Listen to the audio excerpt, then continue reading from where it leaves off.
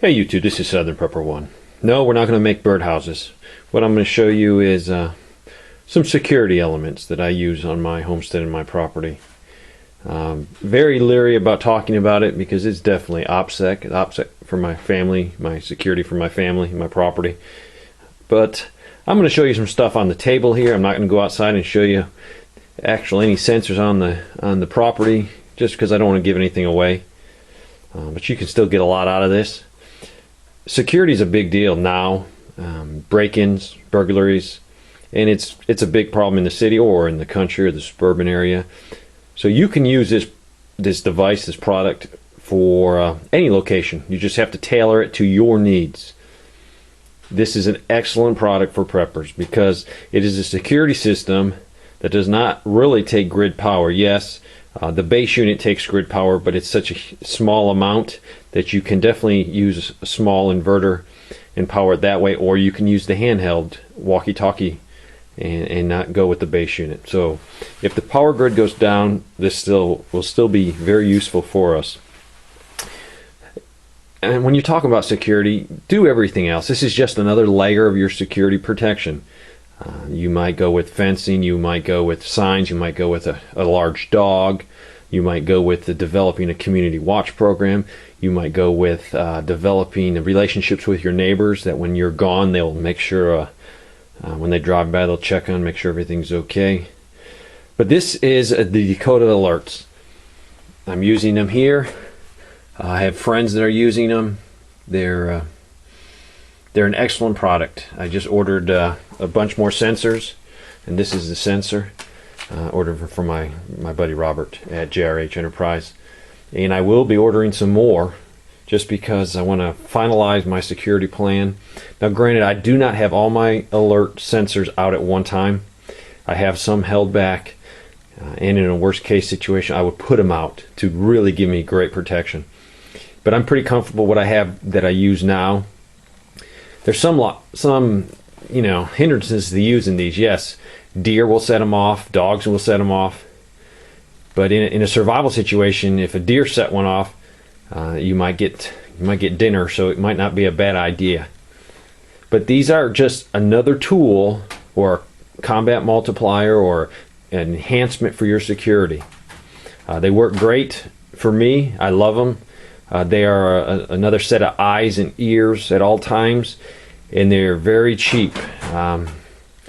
My son eats me out of house and home, and all these things do is they eat some batteries. These use 6 batteries, and you can get about 6 months to a year off a set of batteries, and it totally depends on how much traffic you have through your area. So you might only get 6 months, or you might get a full year. But a very cheap investment in batteries to provide an awesome amount of security. Let's go ahead and look at some of the parts. This is a cedar birdhouse to make it concealable. So you can actually cover this a little bit. And it also depends how far you're sending it. This sensor here, I could put it in my neighbor's house, a good friend of mine. He's over 1.1 miles away from me. And I can monitor his house if he goes on vacation. Now I wouldn't put these on the outside of his house just because of bear and deer. I don't want to run over there every 5 minutes. But if you put a couple inside his house and they go off, then you know you have someone inside the house. There's not really any false alarms with these. There's a good reason if they go off, especially in the house, because there'll be no wildlife to interfere with them. I'm going to go ahead and show you the sensors. The sensors, these are motion sensors. And they're actually covers about a beam, and that goes out about 80 feet. And you can adjust that. There's settings on here that you can adjust it. But these are something that will definitely give you peace of mind. I'm going to show you some of the guts of this thing and what they can do. If you open up the basic unit, it's going to look like that. I have both covers off. I have this cover off, and then I have this cover off. These things have 4 zones or 5 channels, so they can use the MERS radios. They can also use the walks-on radio, so I can listen to my security system with my radio, and I can put it on scan, which I do, and I'm scanning my security system. So if I do want to listen to something else and I'm outside, I can still hear what's going on. Or you can just get a radio from Dakota Alert, and this will monitor your security system. I'm going to go ahead and I'm going to turn this on so you can hear what they're going to sound like when they go off. I had it off because these were both going off at the same time, driving me crazy. Alright, in a second these things will go off and you will hear them. I have another one over here. Alert Zone 1. Alert Zone 1. Alert Zone 1. This just Alert went off Zone 1. because you heard 3 Alert Zone 1s. 1. This one just went off because you heard only 2 Alert Zone 1s. I'm going to turn this off so we can talk. In this feature, there's different zones. Right here, you can see the zones. I can click this down, 1, 2, 3, and 4. You only get 4 zones. But the button right here will let it. This one went off 2 times. I can click this to go off. So when this alarm gets activated, it will set off Alert Zone 1, Alert Zone 1. So I can pinpoint more an exact area. I only have 4 zones to work with, but I can get a little bit more specific. This one is set on all 3. So what you can do is, let's hypothetically say you have a piece of property, and it could be in the city, in the country, it doesn't matter. You're going to tailor it to what you need. The farther you have out, if you want to protect it, you have those go 3 times. So if someone walks into your property, this one's going to pick them up first, and it's going to give you 3 warnings. You know exactly, well, if I get 3 warnings on Zone 1, that means they are on the very farthest part of my property or on the very far part of my perimeter. If they continue to walk through my property, they're walking through, and they go past this one, it is still in the Zone 1, it's going to alert me 2 times. So I can plot their position. I know exactly pretty much where they went through my perimeter and where they're going. So it's very helpful. A lot of people don't know this thing, but it's this blue button right here. It will tell you how many times it will go off. Now you can also, this right here, this is a 15-second reset, or you can go with a 120-second reset just by moving this over one little thing. There's a filter in here if you want to use this for inside use or outside use. This is good. You also have low, medium, or high. Move this either to low, medium, or high. And this is your detection range, and it can go from high of 80 feet, medium is 50 feet, low is 30 feet. So you can play around if you want to just pinpoint an exact location where you think someone might walk through your property. These are motion sensors, and they do work with your base unit. The neat thing is, this has push to talk.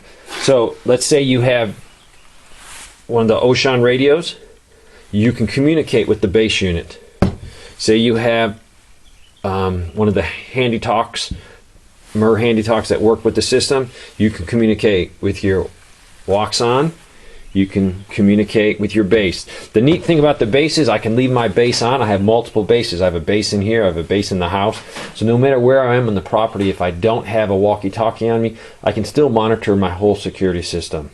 Or say I don't have my radios on because I don't waste batteries, and I'm using grid power, and my neighbor wants to talk to me, he can simply talk to me, and we can communicate through this. So it's also an intercom system, one in here, one in the house. The wife can get me for dinner, the wife can get me anytime she needs me by simply pushing to talk and speaking into it. So it's a great feature for just everyday use. We use these things every day to communicate, and especially the most important thing is, hey, it's time for supper. That's the most important thing. So these are the motion sensors. Yes, they will go off with animals, so you have to tailor them accordingly. This right here is what's called the driveway alarm. This one I'm not using at this moment. I won't unless a bad situation happens. And this one has a place it's going to go in on a gravel road to monitor any vehicles long ways away from me. Basically, you're going to bury this. You can bury it on the side of the road. You can bury it in the middle of the road. If you do bury it where cars are going to run over it, get some PVC pipe and just slide it through some PVC pipe so constant wear and gravel rubbing on this won't damage this cord. But it has a very long cord, so you can put it in the woods so people won't even see it. These things are easy to camouflage. You can paint them. This unit right here is green, and everything you can paint, but don't paint this white surface in here. You can cover them up with camouflage material, which I do, and they're impossible to see. Somebody has to be looking for them. You might think, well, I can beat this. I can sneak past this thing. You're really not going to sneak past this. We've tried many times, and it always catches us. It does not need a reflector on the other end up here. It sends it out, and it bounces back on its own. So when you break that beam, it will go off. So you have 4 zones. So typically, if you had a house, even in the city, you could use these. You might put 1 or 2 on the porch, 1 on the front porch, 1 on the back porch. That way, if someone walks up on the steps and you're in bed sleeping and they try to make an entry, or it might just alert you that, hey, you got a neighbor coming. So there's a lot of uses for these things. Robert can definitely answer more questions for you. But these things can do a lot if you learn how to use them.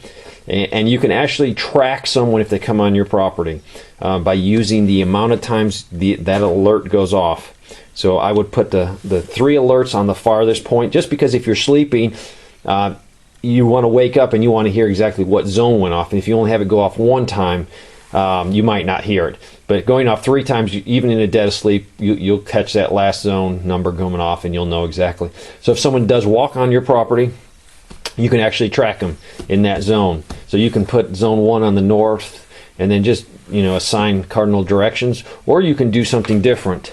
I'm not going to tell you what I do on my property. I do a combination of both. But say you have a barn, you can assign that zone 4. The house would definitely be like zone 1, most important. Maybe the garage would be zone 2. And then maybe zone 3, you could do the garden, or you could do whatever you want. But you can make it where you have a great amount of security at a very affordable rate. And the nice thing about these things, if the power goes off, you're still up and running. Yes, a commercial, a burglar alarm system on your house, professionally installed, is awesome. But if the power grid goes down, it's not going to help you. And a lot of things don't help you when someone's outside, especially with people with large pieces of property. These things will work for miles. These ones definitely work for miles because I use them. I can put one at my buddy's house and monitor his house all the way over here. So if you have a large piece of property, these things work great. This one works not on motion, but it works on metal, magnetic. So if someone's driving, if you have a long driveway, I can't recommend this enough, because this will go off and it's metal. 4-wheelers will set it off, motorcycles will set it off, and cars will set it off. You can also put it next to a metal gate. So if someone opens the metal gate and is going to walk through, the metal gate swinging across or swinging near this will set it off. So that's another advantage. You just have to play, how close do I need to put it to the metal gate to have it go off. I'm going to end this video now. If you got any questions, let me know. If I can't answer them, I'll send them over to Robert. Security is going to be important. Security is important right now, and I'll tell you what, I sleep so much better at night knowing that I have all these eyes and ears out there watching my property. There's not a lot of ways that people can counter these things. If they try to counter them, I'm going to hear them on my radio. So if someone's trying to jam it, immediately I would think that this is a worst case situation. Hey, someone's messing. They're trying to jam it, and I'm going to hear it, and I'll treat it as if somebody's on my property. Thanks for watching.